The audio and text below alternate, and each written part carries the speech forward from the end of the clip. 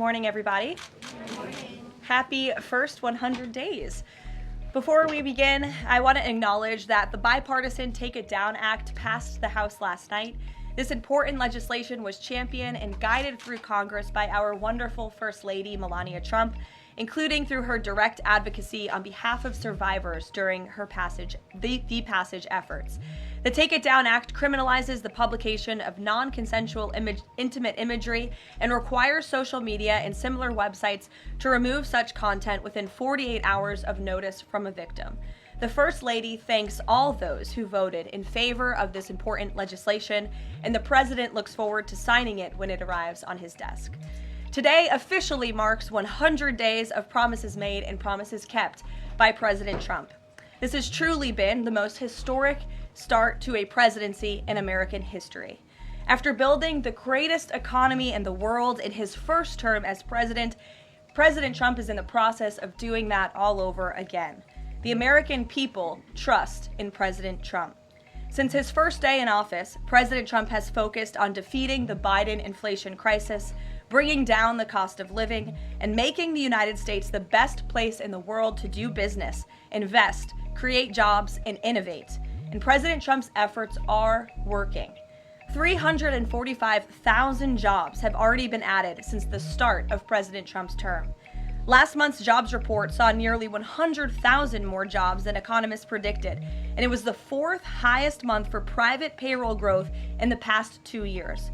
9,000 manufacturing jobs have been added to the economy already. This is a sharp contrast to the 6,000 manufacturing jobs that were lost each month in the final 2 years of the Biden administration.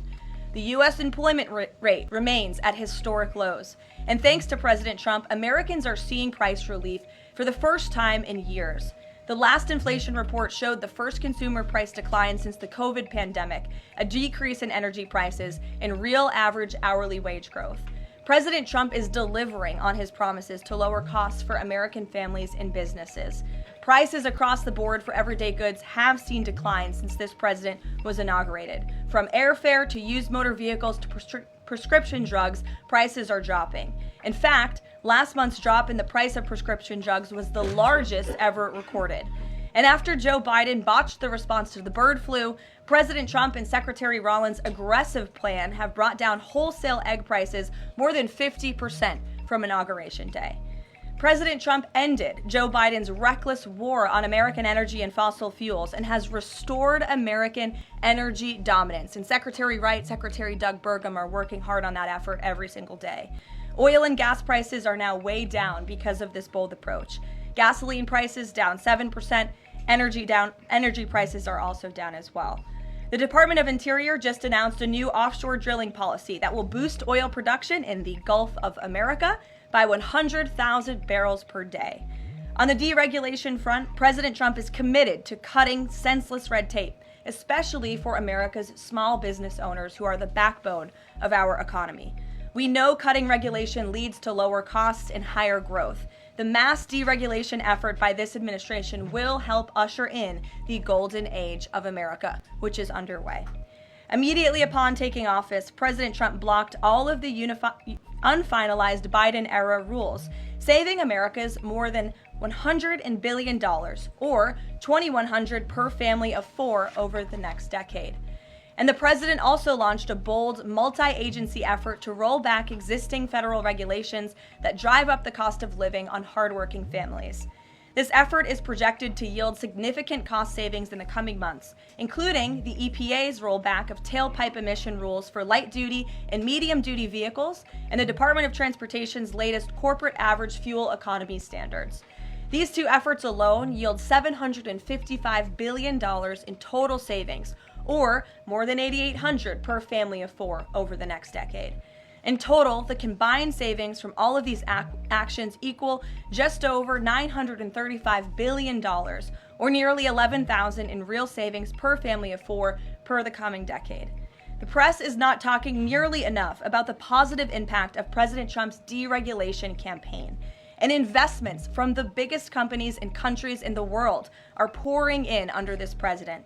So far, total investment commitments under the Trump administration have reached more than $5 trillion. including $500 billion from Apple in US-based manufacturing and training, $500 billion from NVIDIA in AI infrastructure, $100 billion from TSMC and US-based chips manufacturing, and the $500 billion private investment by OpenAI, Oracle, and SoftBank in AI infrastructure as well. All of these investment commitments are estimated to generate at least 451,000 new high-paying jobs for American workers and families.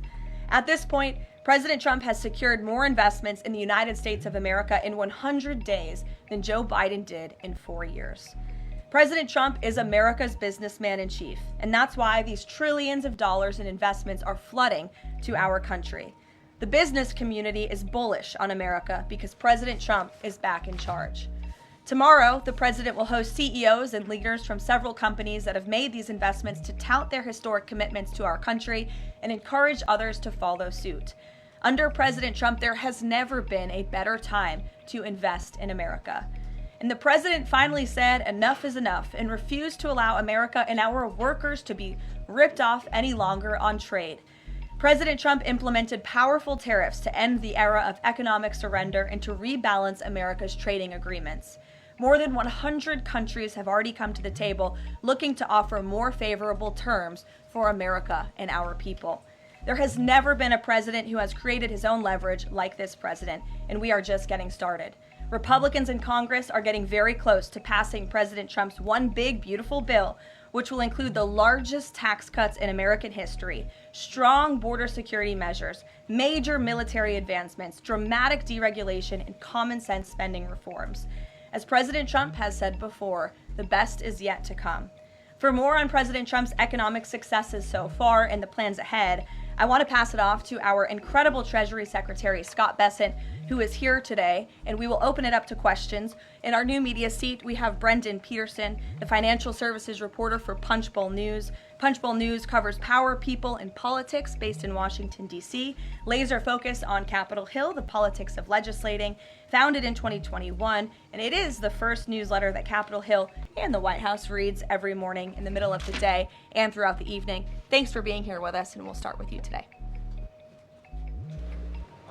Thanks so much for being here. I have a question for Secretary Bessent.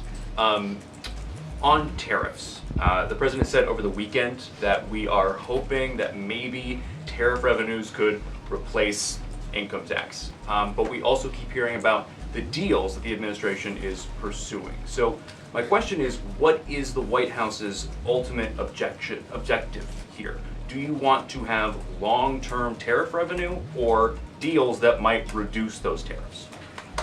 I think it's a combination of both. So we're going to take in long-term tariff revenue. We put a process in place. We have 18 important trading relationships.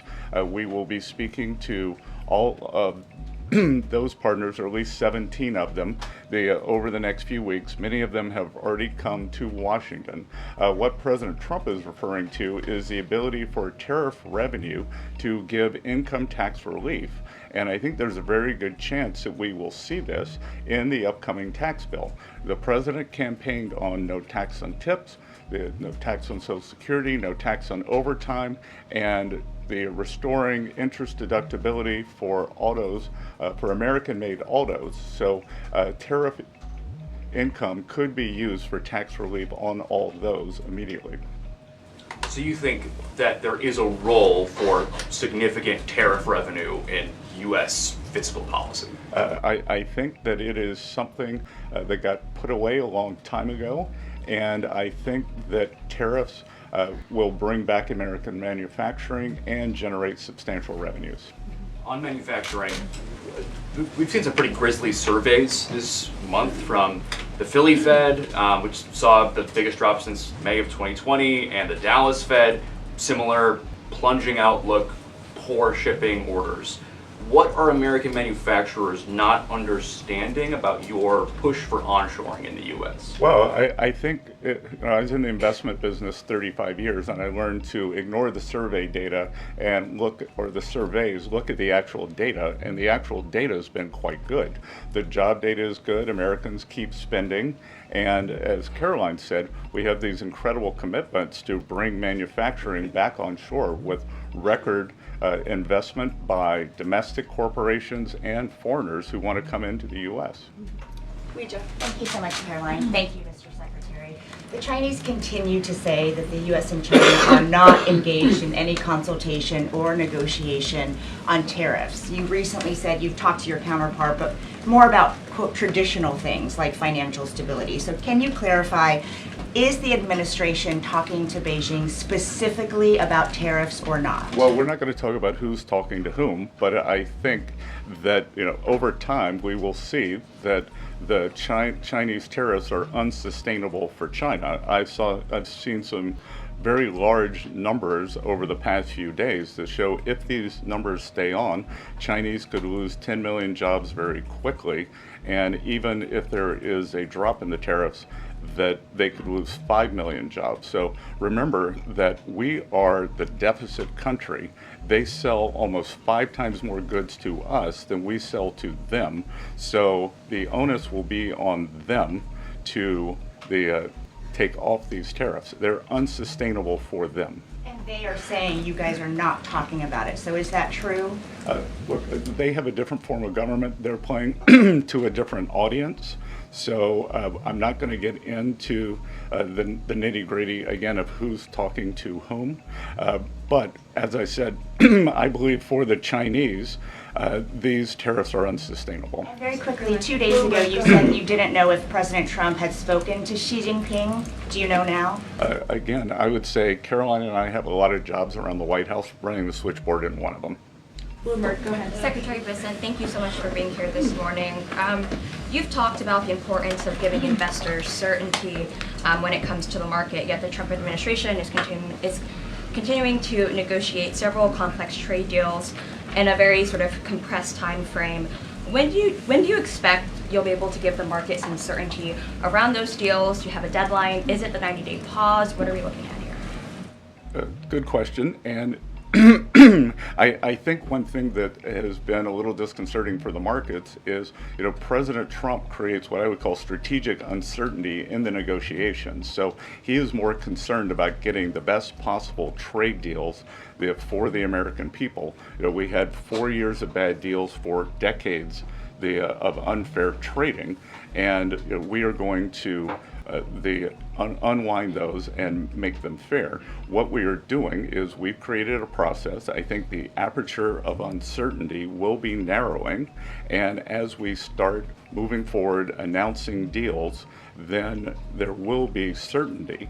But certainty is not necessarily a good thing in negotiating. Mr. Secretary, last night there were reports on the administration sort of walking back a little bit on the auto tariffs. Can you sort of just elaborate on that decision there and what we can expect going forward, and why sort of the shift in those auto tariffs? Well, President Trump has had meetings with both domestic and foreign auto producers, and he's committed to bringing back auto production to the U.S. So we want to give the automakers a path to do that quickly, efficiently, and create as many jobs as possible. Jasmine. Thank you so much, Caroline. Thank you, Secretary. Back on China, does the administration anticipate supply chain shocks or supply shocks coming now that cargo shipments from China are significantly down? And if so, are there plans in the process of how to address that? I wouldn't think that we would have supply chain shocks, and I think retailers have managed their inventory in front of this. I speak to dozens of companies, sometimes daily, but definitely weekly, and they know that President Trump is committed to fair trade and have planned accordingly. And then second question, can you outline the timeline for when you think some of these deals, particularly with your Asian countries like India, Japan, South Korea, you may have an announcement? I'm glad you brought up our Asian trading partners and allies. They have been the most forthcoming in terms of doing the deals. As I mentioned, Vice President Vance was in India last week. I think that he and Modi made some very good progress, so I could see some announcements on India. I could see the contours of a deal with the Republic of Korea coming together, and then we've had substantial talks with the Japanese. Andrea? Secretary Bessent, just continuing on the path of the sort of like progress. You said yesterday, I think, that it was could happen as early as this week or possibly next week. Can you give us a bit of a timetable? And then I wanted to ask about South Korea specifically. They've said that they probably won't be able to make a comprehensive deal until early July because of their elections. Japan also has elections. And to what extent are domestic factors complicating your efforts? Canada just had an election. You know, are you seeing that you might have to think about delaying the 90 days? Well, I would actually take the opposite tack, that I think from our talks that these governments actually want to have the framework of a trade deal done before they go into elections to show that they have successfully negotiated with the United States. So we are finding that they are actually much more keen to come to the table, get this done, and then go home and campaign on it. Sean? I'm sorry, did you have a comment on whether something could happen this week or next week? For a deal. So, you know, you said yesterday. Again, I think that we are very close on India. And in India, just a little inside baseball, India, in a funny way, is easier to negotiate with than many other countries because they have very high tariffs and lots of tariffs. So it's much easier to confront the direct tariffs when as we go through these unfair trade deals that have been put in over decades, that the non-tariff trade barriers can be much more insidious and also harder to detect. So a country like India, which has the posted and ready tariffs, it's much easier to negotiate with them. So I think the India negotiations are moving well. Sean, go ahead. Hi, Mr. Secretary. So it was reported this morning that Amazon will soon display a little number next to the price of each product that shows how much the Trump tariffs are adding to the cost of each product.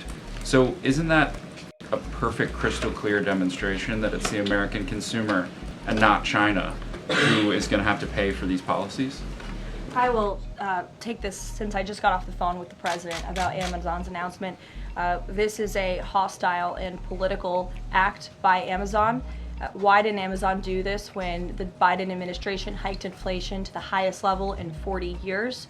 And I would also add that it's not a surprise because, as Reuters recently wrote, Amazon has partnered with a Chinese propaganda arm. So this is another reason why Americans should buy American. It's another reason why we are onshoring critical supply chains here at home to shore up our own critical supply chain and boost our own manufacturing here. Is Jeff Bezos still a Trump supporter? Look, I will not speak to the president's relationships with Jeff Bezos, but I will tell you that this is certainly a hostile and political action by Amazon. And Secretary, if you have anything to add. Yeah, I would also add that the bringing down the terrible Biden inflation has been a priority for the first 100 days of the Trump administration, and President Trump has done a great job of leading that. Since January 20th, interest rates, mortgage rates are down, gasoline and energy prices are down. We're expecting the further decreases, and as Caroline said, the big tax on consumers that goes unnoticed is deregulation or regulation, and we are deregulating and bringing that down. So, from a household income point of view, we would expect real purchasing increases. We've seen them over the first 100 days, and we would expect that to accelerate. We are doing peace deals, trade deals, tax deals, and deregulating. And the deregulation is a longer lead time, but I think by the third and fourth quarters, that's really going to kick in. Kelly, go ahead. Thank you, Caroline. A question for you and Secretary Bessent. We talk a lot about volatility and uncertainty in the marketplace, and the president has stated all along that he's more concerned about mainstream America, the American worker. You just talked about deregulation and this entire fair trade and reciprocals. What is your message to the American people in terms of letting them get through this disturbance and the outcome being greater and a greater good for the American worker, the American people, the American families? I would say trust in President Trump. There's a reason he was reelected to this office. It's because of the historic success of his economic formula in the first term, and as I laid out at the beginning of the briefing and the Secretary has talked about and the President talks about every day, there's a proven formula that works.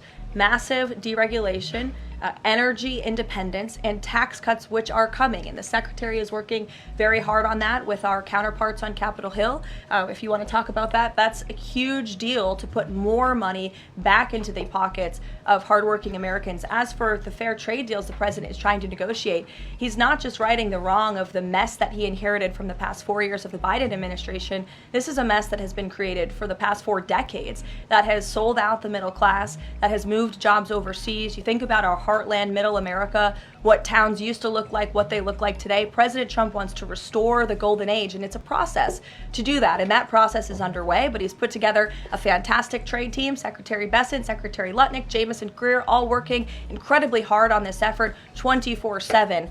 But tax cuts are coming, and that's key. And Mr. Secretary, why don't you talk a little bit about that? Yeah, so it's really a three-legged stool in the economic policy. It's trade, it's tax, and it's deregulation. So we are in the midst of addressing, as Caroline said, these long-term trade imbalances. The tax bill is going much better than I would have thought when I took office on January 28th, and that's through President Trump's leadership. That Speaker Johnson, Leader Thune are united. Speaker Johnson, we had a very good meeting yesterday with something called the Big Six, NEC Director Kevin Hassett, myself, Speaker Johnson, Leader Thune, Committee Chairman Jason Smith, and Senator Crapo. And the tax bill is moving forward. It is going to give permanence to the 2017 Tax Cuts and Job Act, which will, back to the question on certainty, it will give American business certainty, it will give American people certainty, and then President Trump is also adding the things for working Americans that is talked about earlier: no tax on tips, no tax on overtime, no tax on Social Security, making auto payments deductible. So that will substantially address the affordability crisis. And the other thing that I would note, and back to data, is that the Vanguard, one of the largest money management firms in America, said that over the past 100 days, 97% of Americans haven't done a trade. And in fact, individual investors have held tight while institutional investors have panicked. So individual investors trust, investors trust President Trump. Megan, in the back. Can you detail for us exactly what we should expect as far as relief on the auto tariffs front? And then further, Mr. Secretary, should we expect other industries to also get relief the way we've now seen for auto and tech as well? I'm not going to go into the details of the auto tariff relief, but I can tell you that it will go substantially toward reshoring American auto manufacturing. And again, the goal here is to bring back the high quality industrial jobs to the U.S. President Trump is interested in the jobs of the future, not the jobs of the past. We don't need to necessarily have a booming textile industry like where I grew up again, but we do want to have precision manufacturing and bring that back. And another important, very important function of this that does not get talked about enough is national security. President Trump, his overriding the concern and belief is that economic security is national security is economic security. And we saw during COVID that our supply chains got cut off. And we need to bring back a lot of those supply chains, whether it's in semiconductors, medicines, the steel, and we have to onshore those. So it's a combination of making trade free and fair and remedying this gaping national security hole that he was left with. I would just add, Megan, the President will sign the executive order on auto tariffs later today, and we will release it as we always do. Go ahead. Secretary, any updates on the negotiation with the European Union, and is it hard to negotiate with the European Union? Pardon? Do you have any updates on the negotiation with the European Union? I'm more involved in the Asian negotiations. My observation would be, goes all the way back to Henry Kissinger's statement, when I call Europe, who do I call? So we're negotiating with a lot of different interests. Some of the European countries have put on an unfair digital service tax on our big internet provider. France and Italy, other countries, Germany and Poland, don't have that. So we want to see that unfair tax of one of America's great industries removed. So it's going to be a give and take. So they have some internal matters to decide before they can engage in an external negotiation. Edward. Thanks, Caroline. Mr. Secretary, so contacts I have in the business community say that they're basically frozen for long-term investment because of the uncertainty around tariffs. How long do you think President Trump has to make a deal before there's damage to the economy? Look, I think that what we're seeing is that business leaders, they've gone into a pause, and I think we're going to give them great certainty on this tax bill. And I think over the next couple of weeks, as I said, we have 18 important trading relationships. We'll put China to the side. 17 they are in motion. And then, as I said yesterday, I think there's a very good chance we're going to get this tax bill done. And the tax bill is going to be very powerful for domestic U.S. investment. So what we are going to do, one of the most powerful parts of President Trump's 2017 tax bill was full expensing of equipment. We are going to make that, as President Trump said in his speech to Congress, that will be retroactive to January 20th. The other thing that we are looking to add is full expensing for factories. So bring your factory back. You can fully expense the equipment and the building. We will couple that with deregulation, cheap energy, and regulatory certainty, and that will continue to make the U.S. the greatest destination for domestic and foreign investment. And the president, well, if I can follow, just the president said that world leaders would like to meet with him in Rome, in Vatican City, about trade. Other than President Zelensky, who did the president meet with, and about trade, and when could we get some of those deals? The president met with President Zelensky, as you know, which we talked about, and the president continues to be engaged with his fellow leaders around the world in the European Union. You've seen many of them visit the White House. I want to harp on, in closing, the point the Secretary just made. On the campaign trail, the president promised the American public that he was going to make America the best country in the world to do business again. The lowest taxes, lowest regulation, lowest energy costs of anywhere in the world. And if you do business in the United States, you won't pay a tariff, you won't pay a price. That's not just good for companies around the world, but it's good for the American worker. That's what this team is focused so hard on every day. We have work to do. The golden age of America is underway, but as I pointed out in the beginning, there's a lot of reason for the American consumer, the American CEO, the American small business owner to be confident and optimistic about this president and where we're headed. So you will hear more from the president himself later this evening. He is traveling to Michigan, as you all know. He'll make a stop at the Air Force Base with Governor Whitmer, and then we will head to a rally tonight where you'll hear more from him directly. So we'll see you in Michigan. Thank you, guys. Thank you, Caroline.